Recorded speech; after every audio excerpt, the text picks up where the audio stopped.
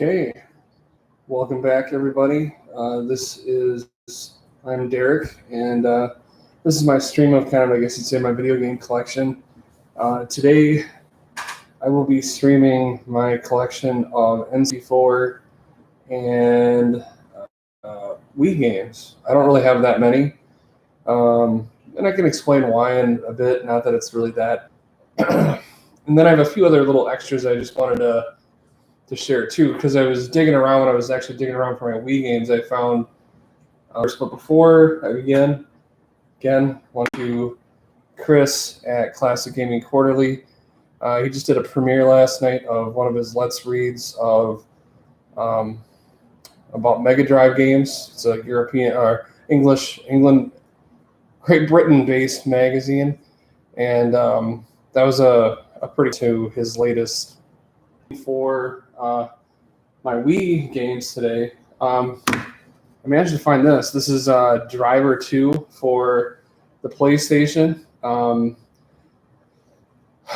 of really like your precursor to like Grand Theft Auto, really, around that time, where of course you are a person who's there to like steal cars and help do other kinds of stuff, and of course avoid the authorities in the process. And the only thing I guess I would say is this game, I mean, it's pretty similar to, like I said, a Grand Theft Auto kind of game. The one thing I guess for myself is I didn't pay anything for this game. I got this free from my ex-fiance's mom's boyfriend, who was working for a radio station in the Twin Cities, and apparently the radio station got all kinds of free stuff. And I don't think he was really much of a gamer, but he saw this sitting in the pile and he knew I did.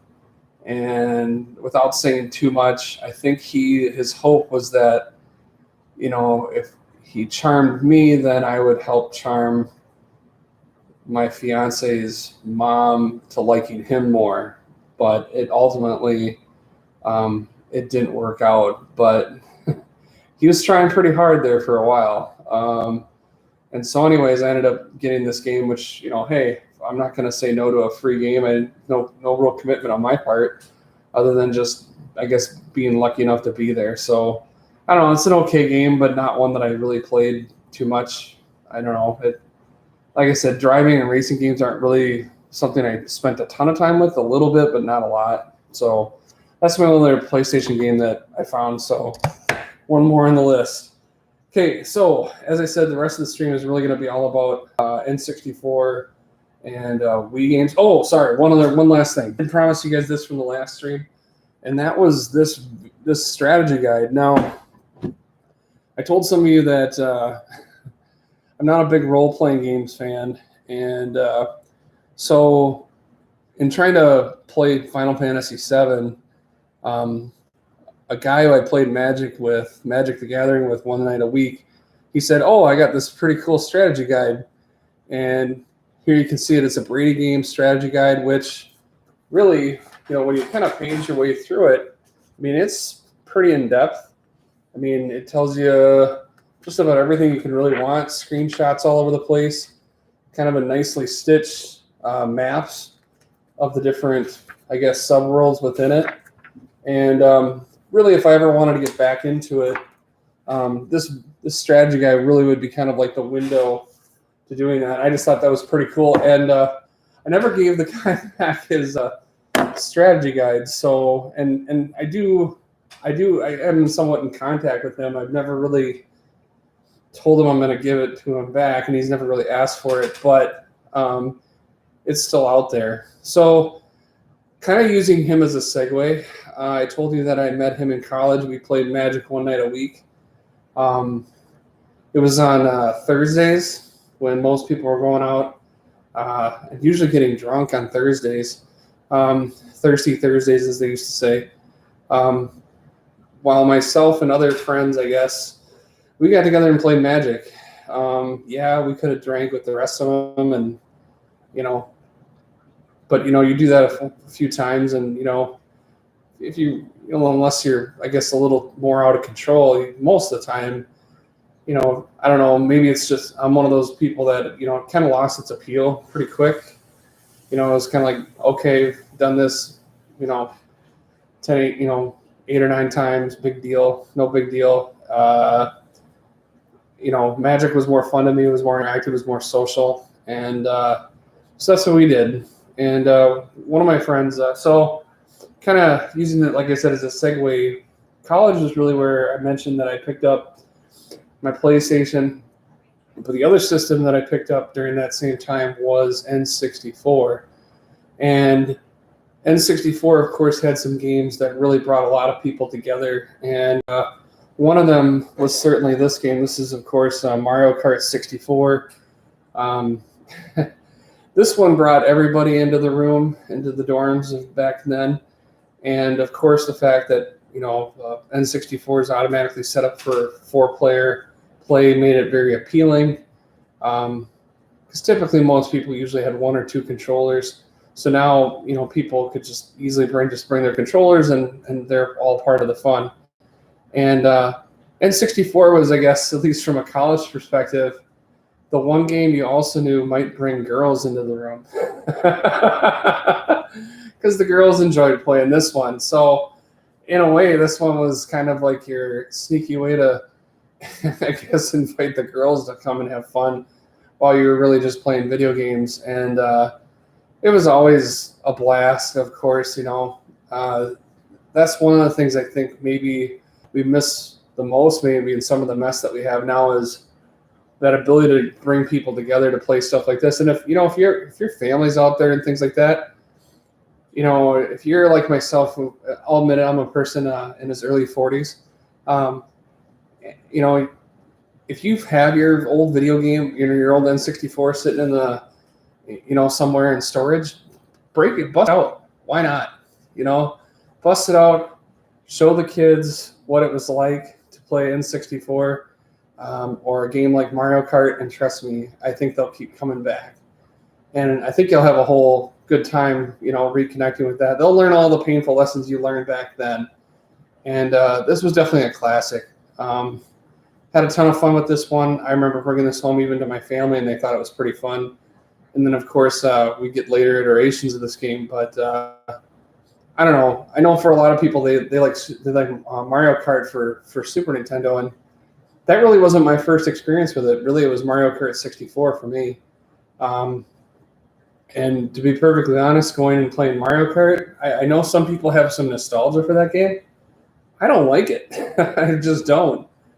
But Mario Kart 64 to me is really kind of what I think of when I think of Mario Kart, and all the later iterations of it to me mimic more of what the Mario Kart 64 did rather than the original one for Super Nintendo. So I don't know.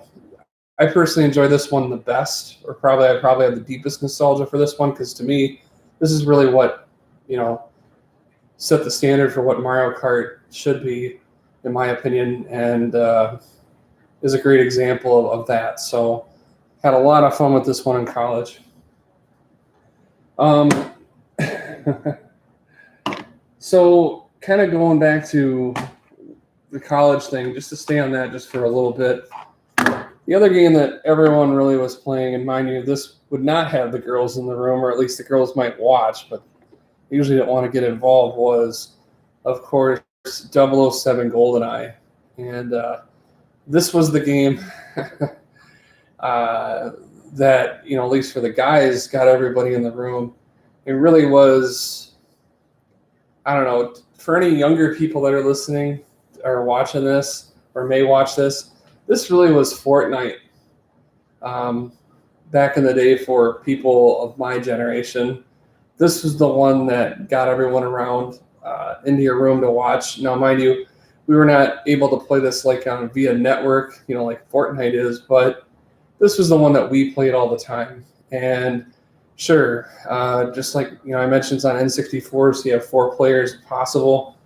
And playing multiplayer in this was what Fortnite experience was for us. And yes, the game has not necessarily aged well. The attempts at 3D kind of graphics, of course, look pretty ugly now, but we didn't care back then. For us, the motions, the variety, And of course, all those weird rules you could decide upon, whether it was one-hit kills or different kinds of weapon pack, like different varieties of weapons was really what people wanted to do. The one thing I guess I got annoyed with as some of the people that I felt really lived for this game, and I was not one of them. I had played this game, I enjoyed this game, but I didn't live for it quite the way some others did. I can say this without exaggeration. I know of at least one kid that flunked out of college because of this game. Anytime Goldeneye was on, he just wanted to show everybody up, and he just wouldn't go to class. And so after one semester at UW River Falls, he flunked out. And I would say Goldeneye was to blame. He just couldn't. I don't know if it was an ego. I'm sure it was an ego thing on some level, but maybe it was just because he wasn't really into the whole college thing. He wasn't there for the right reasons. I don't know. But anyways, he flunked out. And it sounds amazing or crazy, but it's 100% true. And the game I thought was cool. I liked the storyline. It tried to follow, of course, the film Goldeneye, which as a Bond movie is kind of it's an okay Bond movie. Strangely enough, of course, it's probably the best Bond game, or at least the most famous James Bond themed game. But the movie itself was kind of an amalgam of a lot of different Bond-like movies. But I don't know. It's funny how an okay Bond movie at best turned out such a great game. Probably because they just managed to understand some of the features that people would want, and the multiplayer was definitely where this game separated itself. But a lot of fun. I will admit my favorite mode was Golden Gun mode. I thought that was kind of neat. I liked that better than my friends used to always do remote mines. And so you'd literally see remote mines wallpapering all over the place. And so everyone sat in their little cubby hole, little hiding place, and just waited for someone to walk around. And then, of course, they'd detonate the mines. And everyone thought that was funny, but I always thought that was kind of lame. So I didn't usually enjoy the multiplayer experience as much as maybe some, unless they were sensible enough to go with a shooting kind of weapon as opposed to remote mines, which I felt was just, I don't know. I just felt that was kind of ridiculous, but definitely one that we played a ton in college, and I'll never forget it. So Goldeneye. Okay, kind of moving on. So when I got my N64, one of the few games I got for it right away and was Star Wars Shadows of the Empire. And this is kind of a weird mix of a platformer, a weird mix of a little bit of a racing kind of game when you're on the little speeder, and then a little bit of space combat too, with kind of whatever that modified version of is, like a Millennium Falcon-like ship. It's after, I believe the game, if I remember right, when it was set in terms of the timeline, it was after the Return of the Jedi, and at this point in time, another group of people kind of tried to move in and kind of create their own dominance, but they were not related to the Empire, and that's what you had to fight. And the game is kind of strange. I even saw an article, and maybe I'll have to go find it, where they were saying how this game of all Star Wars games might be the avenue for a new kind of Star Wars movie. I don't know. I mean, they seem to be milking the hell out of that franchise, but it would not surprise me if we see that someday. But it's kind of a weird game. At times it can be kind of frustrating. The 3D in this game is, again, kind of like what I mentioned with GoldenEye. It maybe has not aged all that well, but of course it integrated the John Williams music throughout the levels, and at times that can get kind of annoying a little bit, just because it maybe lacks a little bit of variety. But I don't know. It's a decent game. I enjoyed especially the climax where you're kind of going against the space station, but really it's it feels a lot like the other movies where they were just trying to reinvent it, but it's pretty much the same thing. But an interesting Star Wars game because, like I said, it doesn't necessarily track to the same classic Star Wars, storylines and terms of Luke and the Empire and whatnot. So it's a little bit different that way. So I don't know, but this is one I enjoyed playing sometimes when I was bored. And I don't know, not a bad game. Okay, the other game I had, and the other thing that was for whatever reason kind of big in college, of course, was WCW, and then of course the emergence of the NWO, the New World Order. And so the first wrestling game I ever got was WCW versus NWO World Tour. And of course, you could be all the classic WCW and NWO wrestlers from NWO's Hulk Hogan or Sting, or WCW, like, well, the Canadian Crippler, Chris Benoit. Trying to think who else. The Harlem Heat. You could be the Harlem Heat. Rey Mysterio Jr. And I don't know. I enjoyed playing this game. I mean, it's really, it's a classic wrestling kind of beat 'em up kind of game. I know that you could grab objects from the crowd and do all kinds of funny stuff like that. And while I would certainly not say that this game is difficult, especially if you're kind of just playing your way through it. It's a THQ game. I guess I never really noticed that till now. But I mean, yeah, if you want to relive, I guess, old wrestling, at least in that late 90s, early 2000s style, this game is definitely one of the ones to kind of play. I also have its sequel too. I guess this tells you around the college campus, especially Monday nights, those are always pro wrestling nights for a while. That was kind of the thing. And again, this one picks up where it lets off. Of course, the only real big addition that this game had versus WCW versus NWO is the addition of Goldberg, who was, at the time, he was kind of the rising star in WCW, NWO kind of wrestling. And so you could be him, which of course always seemed really cool, I guess, at the time. But pretty much the same games, except for, like I said, a few things were different as the two sides kind of evolve. You have a little more features with that, but I don't know. always fun to pull off the moves, and once you figured that out, it was pretty simple. And again, kind of mindless fun. Really not a lot of thinking involved, but that's pro wrestling. Okay, moving on. Now, this next game I saw on a channel. Metal Jesus had this, and they had, this is a while back, but I don't know if you guys remember the eclipse that kind of came across the United States maybe 3 years ago now. Wow, it makes me feel, it just feels like, it feels way more recent to me than 3 years ago, but that's probably about when it was.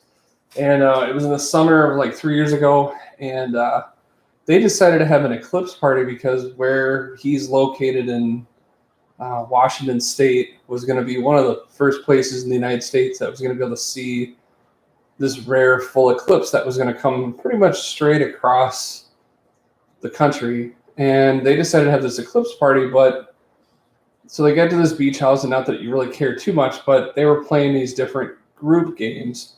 And one of the games they played was Xena Warrior Princess, of course, which is the game based on the television show with Lucy Lawless. And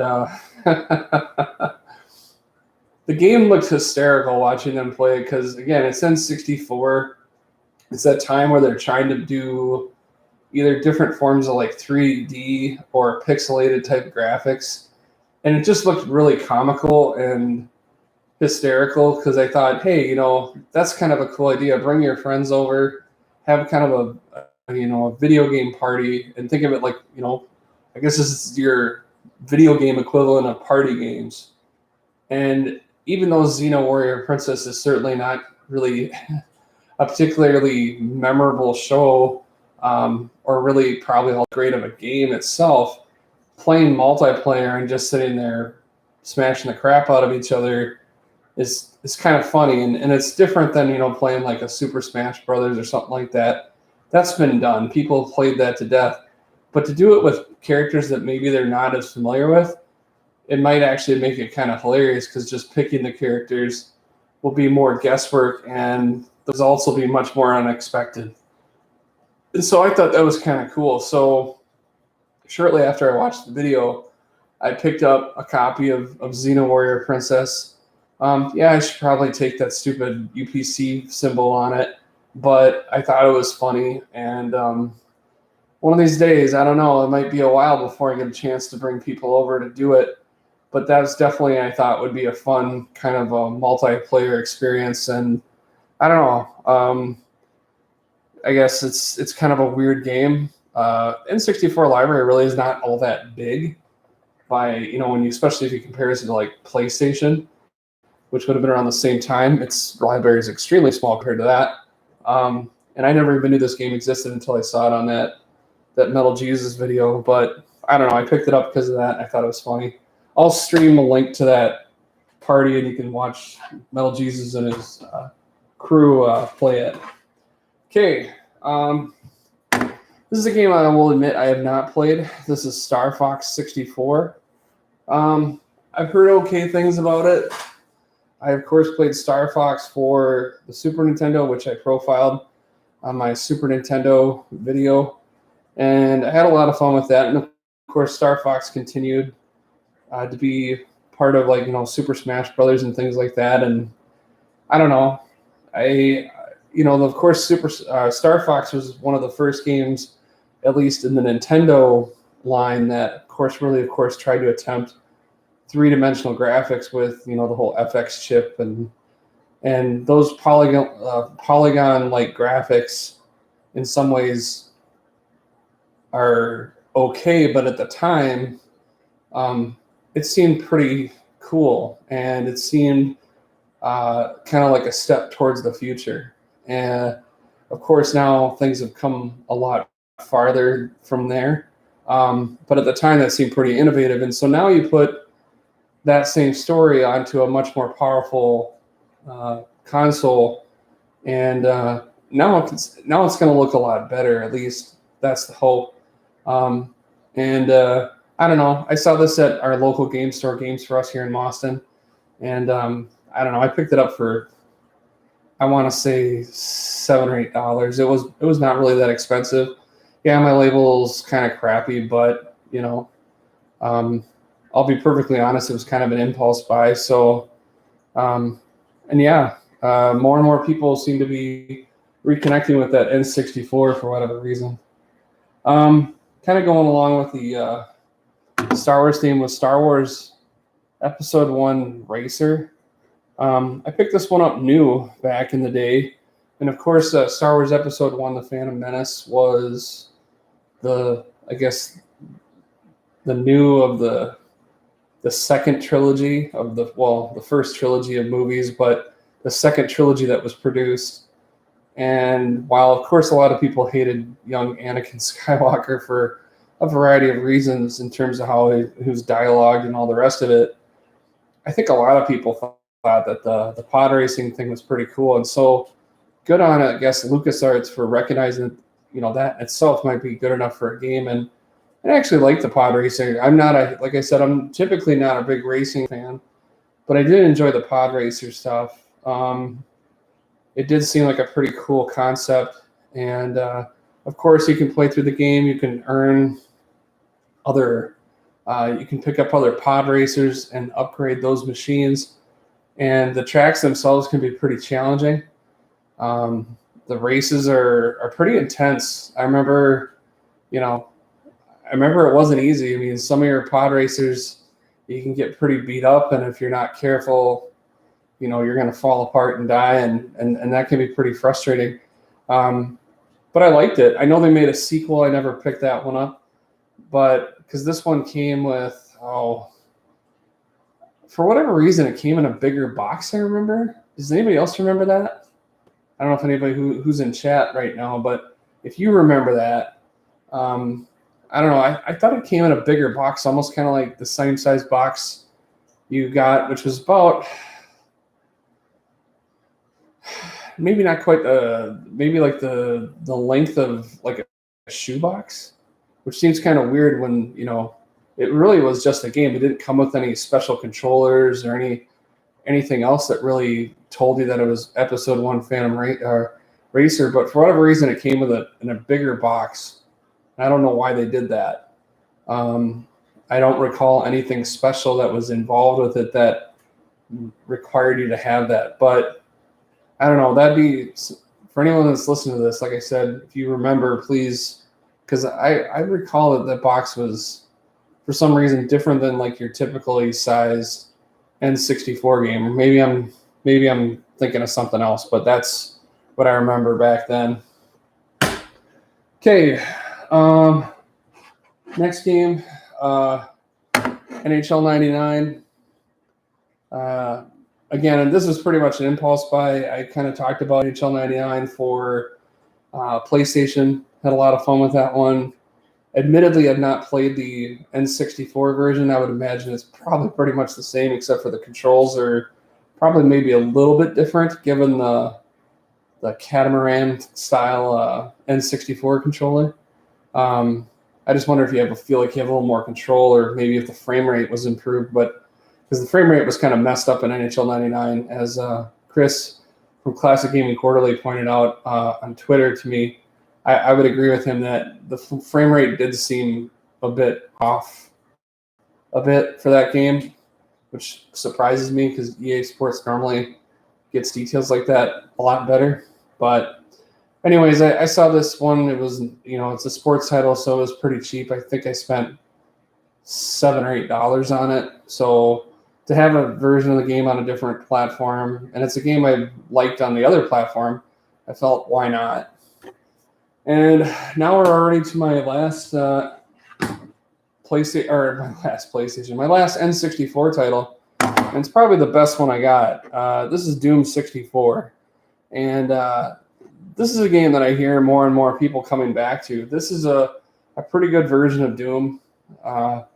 Obviously, this console offered a lot greater performance over, of course, the Super Nintendo, where Doom first got its real console introduction. And Doom 64 actually compares pretty well to the Sega Saturn version, which I do have. Although I think Sega Saturn's a little smoother, partly because it's CD-based. But Doom 64 definitely is one of the better titles for the N64 as a whole. And again, I had an opportunity to pick this one up, and actually my copy is pretty good. I think I spent $20 on this one, and I know that, I want to say I've heard that this game is starting to go up in value because this is definitely one people want to get in touch with again. So that pretty much does it for my N64 titles. Again, I don't have many. I just have 10. So on to the Wii, and bore you guys with the first one, and that is, of course, Wii Sports. This was, of course, the pack-in game for most of you that purchased a Wii. And to be perfectly honest, as I've read in magazines, and I would completely agree, the pack-in game for the Wii, which of course is really kind of meant to be a sneaky tutorial of all the different possibilities and features that the system could bring in terms of its ability to, of course, capture motion, the use of like the nunchuck controller and all that fun stuff. This game was almost too good because in many ways, this was the game that people really fell in love with. And in some ways, people didn't really care to explore too much more beyond this. And I'm not going to say this is true of everybody, but I think a lot of people probably didn't collect that many games overall for the Wii because most of what people wanted to play, especially if you wanted to enjoy it with other people and have that party kind of, that video game party experience, which I think a lot of families did, Wii Sports is really what you needed. I think we all probably went and did had a game of bowling with your family on Wii Sports, and I know I made Mii's for myself and my entire family. In fact, we have them on both my Wii and also my brother's Wii, and so that meant, whether it was my brother's system or my system, my parents and I could, start a game of Wii bowling and have fun with that, and of course laugh at how dorky we look in our Mii forms. But that's part of what made the game cool, and was the replayability. And I would say really the two games I played the most, which probably is pretty common for most people, is I played bowling and tennis the most. I'm the boys tennis coach. I guess the one thing I'll say that's unique that I did, we had so many rain days, and I mentioned how my tennis players, I would arrange a tennis tournament. Well, we had so many rain days one time I thought, hey, maybe I could have tennis practice through the Wii. And so I brought the Wii in, and I wanted the kids to practice their form using Wii tennis. And you can. I mean, if you instead of just sitting there and playing where you just kind of turn on your wrist like a lot of people do when they play Wii Sports, if you turn your body and use the proper, your swing trajectory as you go through it, you can practice good technique as long as you're being really deliberate about it. And that's what I had my players do. I had them, they played kind of, so they're moving in open space. And really, I think the Wii Sports designers, that's really what they had hoped to do, to get people up and moving. That's, it was meant to be a kinetic kind of event, not just a person sitting on their couch, moving their wrists barely to do what you're supposed to be doing. And as long as you were moving, you were kind of getting what I think the designers really wanted out of it. And so it was okay. The problem, of course, was the fact that you really only had two people really working on anything at one given time. And when you have maybe 13 or 14 or more kids playing, waiting, that's a lot of kids waiting to play, which kind of sucks. So we only did it once. And I wouldn't say it was a complete disaster or that it was completely ineffective, but it was an attempt to try to use something like this to actually help kids improve their tennis technique. So it was okay. Maybe didn't turn out as we had hoped, but I don't know. This definitely was a game I played for hours. So that's Wii Sports. The other game that a lot of people got, especially since if you bought it as a bundle like I did, I bought mine from GameStop. Yeah, I'm going to go to hell for that. Was Wii Play. And Wii Play offered some real simple, another variety of different games that you could play. And probably the two that I played the most were the little tanks game you see right here, where it's almost like an old school arcade game where you have these little tanks and they can ricochet their shots off the walls. And the tanks don't move very fast, but it's pretty fun. And of course, the farther you go in the game, the more levels you go, the tanks become more, difficult to destroy, and you have to have more tanks to destroy, and it's more challenging. But I had a lot of fun with this one. My wife and I enjoyed playing this one probably the most out of all of them. And then the other one was the I don't see a visual on here on it. It was kind of like an air hockey meets like a dance club meets Tron. And I played that one a lot too. And I don't know, my wife always thought it was funny because I always seemed to want to dance when I played that song, or when I played that game, which is kind of ridiculous. But hey, that's the whole point, right? It's to get up and move. And I don't know, this game we played a lot too. And again, pretty common title, and again, one that a lot of people got just because a lot of people, it was simple, approachable games. Okay, moving on here. I don't have too many games for the Wii, so this is going to be pretty simple. This next one was a Christmas gift. This is North American Hunting Extravaganza. This was, I guess, kind of like the Wii equivalent of a light gun game, kind of like Big Buck Hunter. And you got kind of a rifle stock and trigger that you would put your normal Wii controller in. That was actually the biggest pain in the butt about it all, that you had to take your little Wii control. You had to take your Wii controller and stick it into this apparatus, so it was like carrying a hunting rifle. I hated that because, of course, you had to take off the little rubber handguards that you typically had your Wii, you're using your Wii with, your typical Wii controllers with. So that was always a pain. And so I only played this a handful of times. It's okay. I mean, you can hunt deer, bear, cougars like you see there, or birds like ducks and pheasant. And my family's a hunting family, so we had a little bit of fun with this one, but I wouldn't say this was like a duck hunt experience where it was intensely addictive for me. If anything, the gun part kind of, like I said, it got kind of old kind of fast, and I probably only played it about 6 or 7 times total, and then I don't know, I just decided it wasn't fun enough to justify the work to, set it all up. But I don't know. It was a Christmas gift, and I appreciated the thought and the sentiment. It's just, I don't know. It wasn't something that I had a lot of fun with, but there you go. Okay, this next one is my wife's game, and yeah, I'm not saying this to like pigeonhole my wife, but my wife picked up this one on her own. My wife normally doesn't show a lot of want to play video games typically, other than like usually like puzzle games or something like that. And this is a Big Brain Academy, and it's really games that are designed to sharpen your mind, especially like sharpening your memory or your like acuity as far as like quick word association or puzzle solving.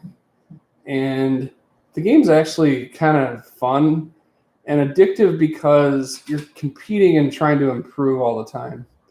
And I know there's online programs and things like that kind of do similar things where you're playing simple games and puzzles with the hope that it'll improve your memory or improve your recall, or improve your ability to like quickly solve like a visual puzzle of some kind. And that's really kind of what this game was. The little professor guy who looks like a piece of phlegm, we used to call him Professor Phlegm.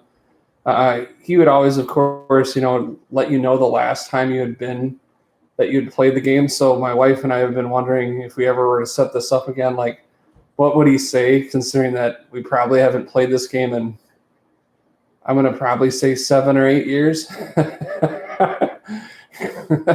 He'd probably I'm sure, I'd be just curious what he would say, because he would always kind of give you a little bit of crap for saying that you haven't been at school in a long time. But I don't know. The competitive part, at least between my wife and I, was to see, because it would give you kind of I guess the best way to describe it is kind of like an IQ score. And of course it was, depending on how it worked out, either my IQ was higher than my wife or vice versa. And of course, if it was her IQ was better than mine, of course, I would not hear the end of it. And mind you, I would, of course, dish it back out if it was the other way too. So I don't know. This is kind of a weird game that you would think that a couple would ever want to get into, but my wife and I enjoy, I guess, intellectual challenges, and we actually had more fun with this one than I think I ever expected to. But again, this is my wife. She decided to buy it. I don't know what brought it to her mind, but this was kind of her contribution to our collection because it was something that she found interesting. Okay, let's see. Well, my brother, and again, these are all first-party titles, at least most of them I've been showing you. Big Brain Academy was. This is Wii Party, and again, the idea is those social kind of games you could play with your families. And this was a game that my brother and sister-in-law played, and they had fun with it. And it was a game, again, meant for the family to come around and play stuff like that. And again, for those of you out there that are stuck wondering what to do, if your Wii is sitting there somewhere in storage and break it out, again, I would really encourage you to do it. And especially this might be good to get people moving and maybe not just sitting on the couch and just watching television or binge watching or whatever. But it's an okay game. I wouldn't say I enjoyed this as much as Wii Play, but kind of in that same realm of family party games. Okay, now for the maybe slightly more serious titles. The new Super Mario Brothers Wii. And of course, this was the really the reboot of a classic platform experience of Super Mario Brothers. And I actually had a lot of fun with this one. This was a game I actually bought my purchase for my brother because I thought he would have a lot of fun with it. And really, for myself, this was my first platforming Super Mario experience since Super Mario World on Super Nintendo. I skipped Super Mario 64. My friends played it. It did not interest me whatsoever. I know some people swear that that's their favorite Super Mario Brothers game. I had zero interest in it. But this game seemed more like the one I recall. Of course, more of a typical 2D platformer. And so this one interested me a lot more. And so this was definitely one I managed to pick up. I do know they also made a Super Mario Brothers Classic, where it was literally like the original 8-bit game. I enjoyed the fact that I guess you turn your Wii controller on its side, so it was almost like having like the old Nintendo controller back. You had the D-pad and your A and B button, which I think was your 1 and 2 button, and you'd go ahead and play it. And I enjoyed it quite a bit, and played through a bunch of levels and had a lot of fun with it. I think this was a really cool reboot and nod to the roots of the whole franchise myself. And this was definitely probably one of the better games I had. Okay, I mentioned Mario Kart before, and this definitely is an absolute classic. This is Mario Kart Wii, and I do have the steering wheels for it because it definitely is more fun driving with the steering wheel in your hand for whatever reason. And this was one of the games that I got my family to play, and we had a real good time with it. It was also good for my little cousins to play it because it was a game that was pretty easily accessible to them. It's just driving, and everyone wants to drive, especially if you're not old enough yet. And had a lot of fun with this one. And again, I felt this one had the same spirit as Mario Kart 64, except for, of course, updated with what the Wii could do. And of course, now with that kinetic style where you're actually using a actual steering wheel to do what you need to do with the trigger, of course, to release your specials that you have. I thought this game was a load of fun, and it's definitely one of my favorites. Rainbow Road in this game is just beautiful, and had a lot of fun with this one for sure.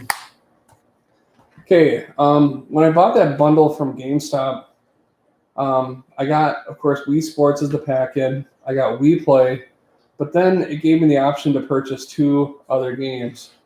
And the first game I picked up was Metroid 3, or Metroid Prime Corruption 3.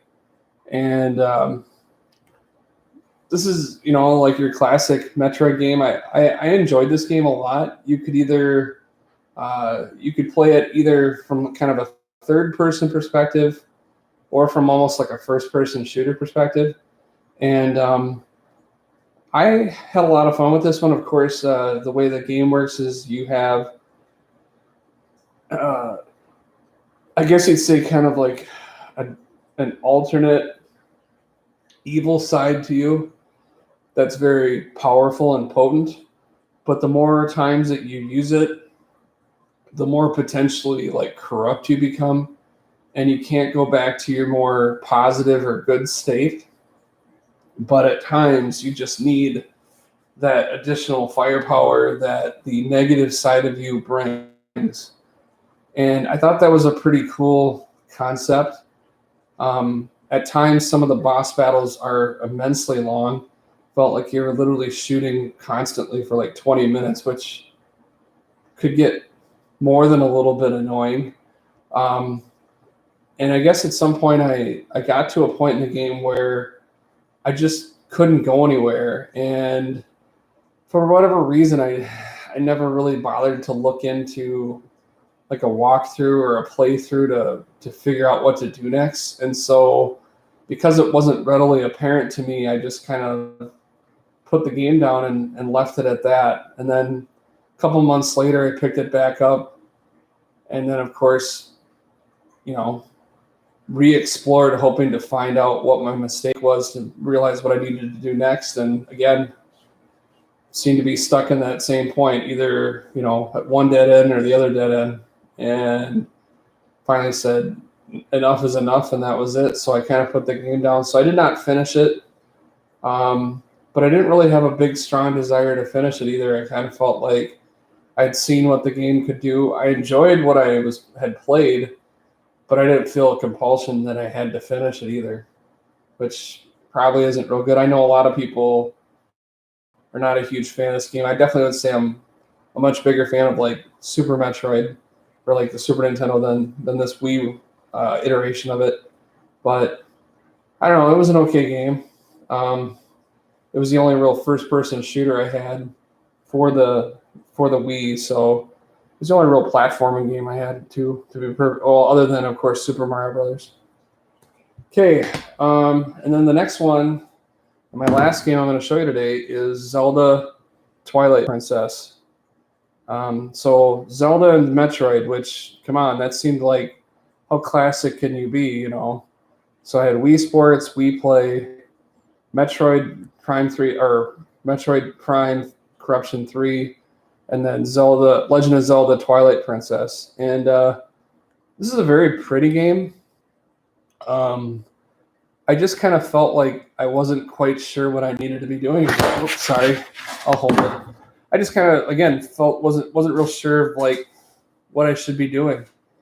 It took me a long time to get that damn eagle to come fly down and give me what I needed.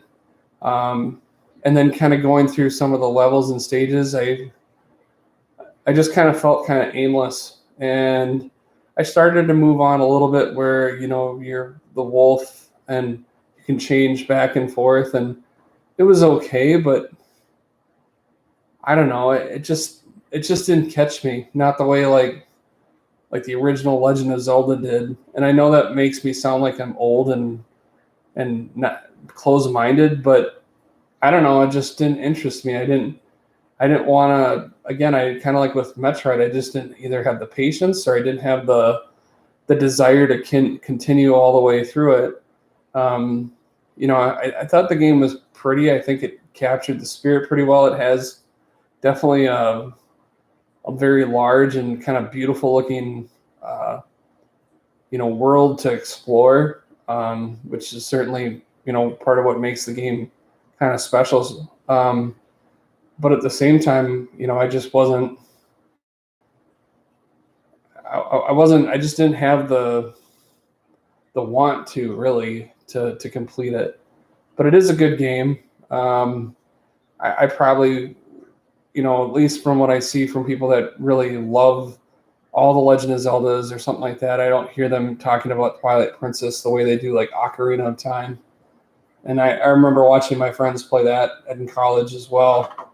But this one, you don't hear nearly as much about, and I don't know.